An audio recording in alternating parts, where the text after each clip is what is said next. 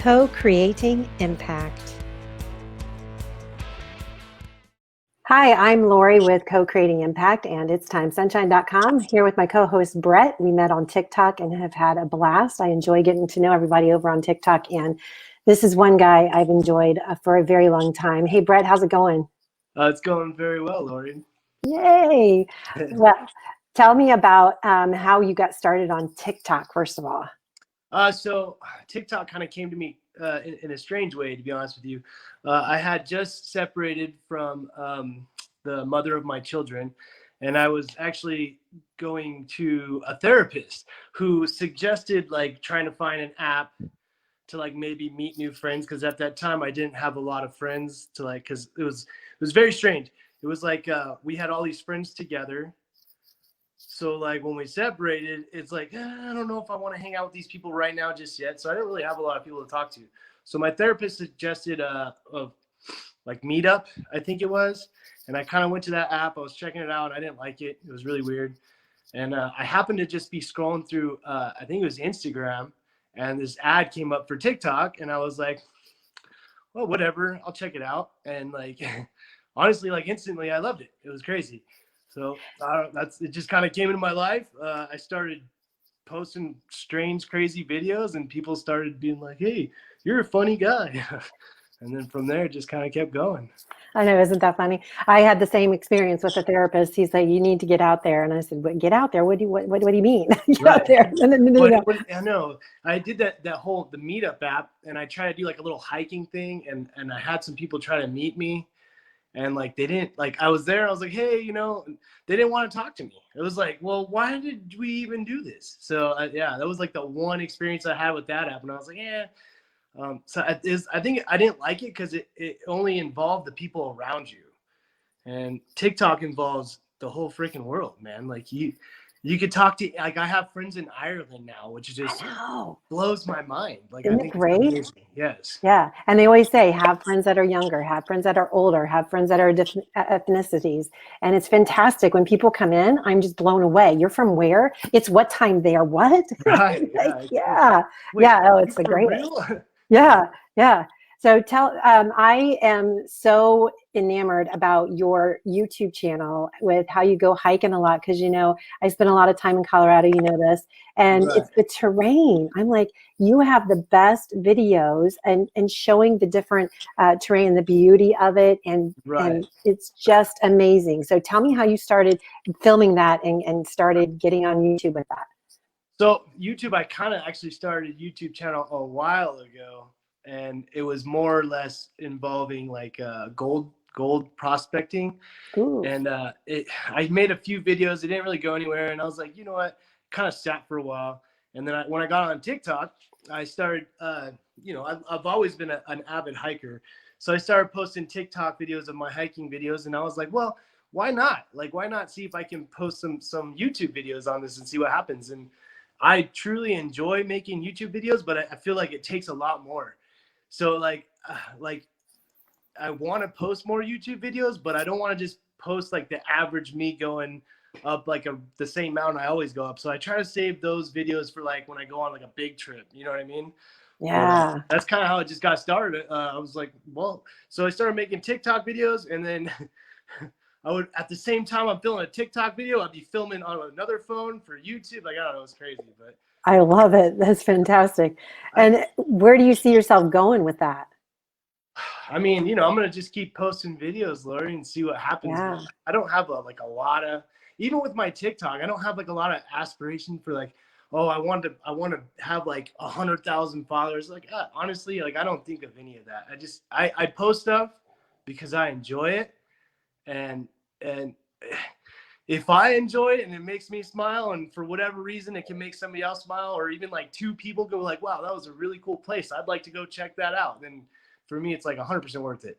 Absolutely. You know what I mean? Like, so yeah, it's about the connection. I've had so many different connections on TikTok, and people just don't understand it. It's like the friendliest place. It's like the Wizard of Oz, man. It's crazy. Like, it's so much fun. I mean, when I grew up in high school, I was the guy that I was friends with everybody. I had hundreds of friends. People knew me, I knew them, whatever. And then I had kids young. I kind of lost a lot of those friends because I was the guy that had kids at a young age, and they went to college, and I didn't. You know what I mean? So they're off partying, and I was off being responsible, I guess you could say. And so I lost a lot of friendships. And man, when I joined TikTok, it's like I have friends again. It feels like I have friends again, which is amazing to me. Like it's like a spot right here that was missing. You know what I mean? Which is really cool. It is. It's amazing. And it's, especially now with 2020 and everybody losing connections and losing that capability of even saying hi. I mean, you know, it's good to have the hugs and things like that, but the virtual hugs right now, that's what we have. And so TikTok just provides that. TikTok, and I love it. Like, and then from TikTok, I met friends that were like, "Hey, do you have Snapchat?" And I was like, "Well, no. What's Snapchat?" I thought Snapchat was just about like, you know, people like almost like a hookup app, but apparently it's not. So I got on Snapchat, and now like it's like it's not like TikTok's cool because you comment or whatever, but this is a every single day friendship I have with people over my phone, which is crazy. Like I'm the kind of guy that would never 5 years ago, Lori, I would have never said, "Oh, I got internet friends that live in, you know, New York City." I would have been like, anybody told me that, I'm like, "You're silly. That's not a real friend. You don't know them." Right. Like, how they think of it as an acquaintance. Right, exactly. That's Facebook acquaintance, you feel like sometimes, you know, or Instagram. But this is more of a connection because people come on live and you're just talking, you're just chatting, you're chilling in your room. You actually get to know people. Got music going and you're talking for a couple of hours, and you go into somebody else's room, you get to know them, and we're talking, and you see them, and it's people, like it's real live people. Yeah. It kind of blows your mind. Like I said, a few years ago, I would have been looking at myself right now, like, "You're crazy."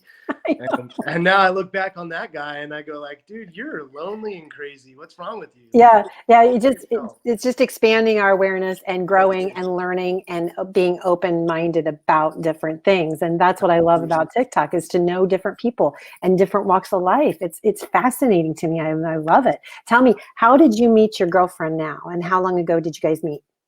We actually met like 7 years ago, 8 years ago. So that's kind of, you know, she was in a relationship with somebody that I was acquaintance, kind of knew him through another acquaintance.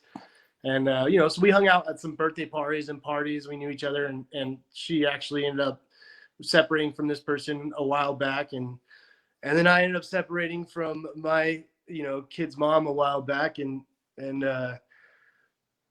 my brother and his wife were actually friends with her, like close friends. So she started hanging out with them a lot more because, you know, she didn't really have a lot of people to hang out with after her separation. Right. And I was hanging out with my brother because I didn't really have a lot of other people to hang out with. So like we just started kind of hanging out a lot, and, you know, one thing leads to another, and we just click. And she's just a absolutely gorgeous, nice, beautiful, kind, loving person, and I'm very lucky. 7 years. Oh, that's fantastic. And you have what, 2 kids? And how many kids does she have?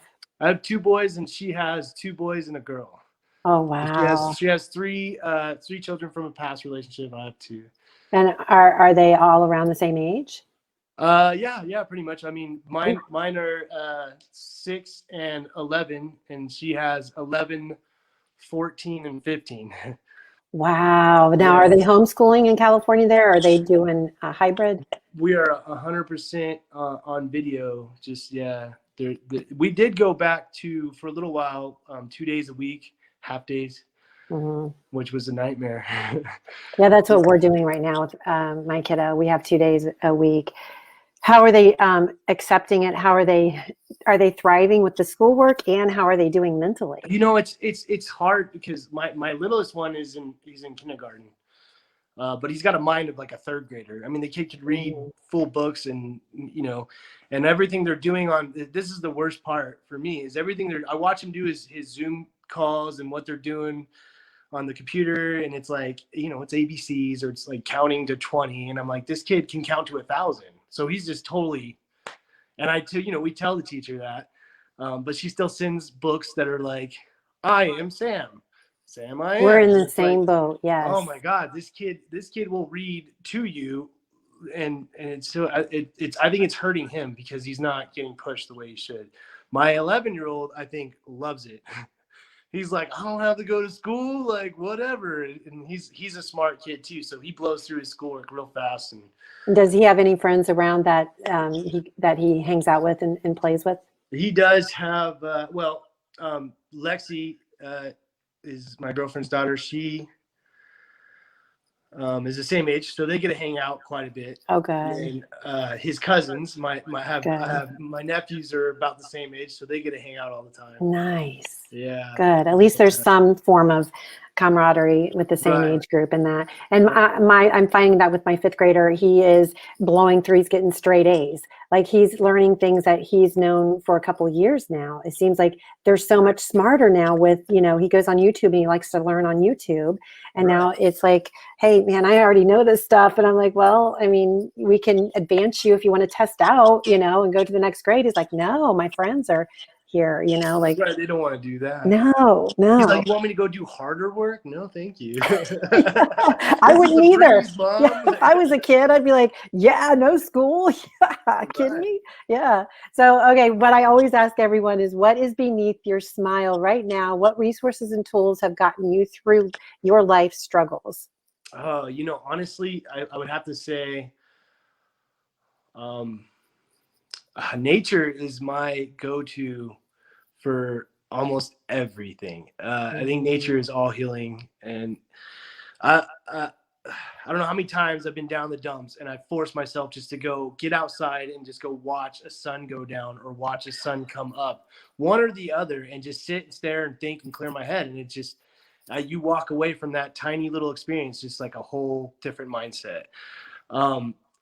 Just being able to, people have it so much worse with their especially with the separated family, where they only get to see their kids could live in like a whole nother county, a whole nother town. They only get to see them a couple times a month or whatever. And I'm lucky to have a good enough relationship with their mom that we have 50-50 custody. We live 5 minutes from each other. My kids are safe. And that's like a huge part of this smile, knowing that going from where we were at to like where we are now, that's like just knowing my kids are good is a huge part of my smile. And just, I don't know, like getting to know people like you, Miss Lori, that's a pretty big one. Right? This is a great community and I love it. What's behind your smile? I want to hear that. Oh yeah. So I struggle with depression and anxiety. It's no joke, and I have a therapist still that I love and adore and work through it. I do journaling. I do nature. I do my TikTok walks every dang day. And my kiddo, I mean, and I love to cook and I love to eat and I love to eat healthy. And so it's even though I like to be around people, I'm an introvert. And so I really enjoy being by myself a lot. And so I feed off of learning every day. And that is what puts a smile on my face, even though there are days that are a little more difficult than others. We all have them. And the tools that work for me don't work for others. And, some days they work for me, some days they don't. It's just a matter of finding our way into the groove of things. And let me ask you one more thing too, is who inspired you the most in your life?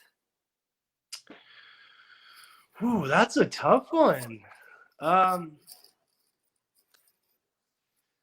I would say my mom. It would have to be my mom. My mom is very much like me. She's just a free-spirited, free-thinking, free woman, and nothing can get her down. And I think I take that probably more than anything else that anybody else has ever taught me. Just be yourself and, bad word everybody else. And that I try to run with that all the time. Just keep a smile on my face. That's right. I love it. Yeah. And I'm reading that, rereading the 4 agreements. And the first agreement is be impeccable with your word, and words matter. And when I hear others put themselves down, it's disheartening. And that's one thing that I feel like if we can do the work to get to a better place for ourselves. I mean, It's the belief system, man. Our belief system can be skewed. Lori, loving yourself is number one. It is number one. I've learned that's something I had to learn through therapy. I had to stop going to therapy because finance reasons, but I Right. absolutely miss my therapist and I miss going to therapy. I tried to check out some other ones, but it wasn't the same. I think she was the one for me. And I think that's something that she taught me more than anything was you can't have a good relationship with it, like honestly, like your kids, your parents, significant other, unless you're just happy with your whole and yourself. And I'm not talking about like loving the way you look or loving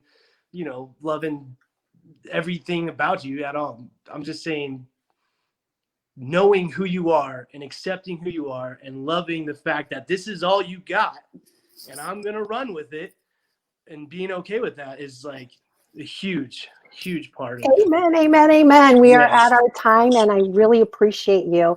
You are fabulous, and I love you to death. Anytime you want to come on, Brett, thank you so much for coming on. Absolutely. I would love to do it again. It was very All fun. right. I appreciate it. Thank you for inviting me, Lori. I Absolutely. really Thanks for being our co-host. Have a fantastic night. You too. Bye. Bye.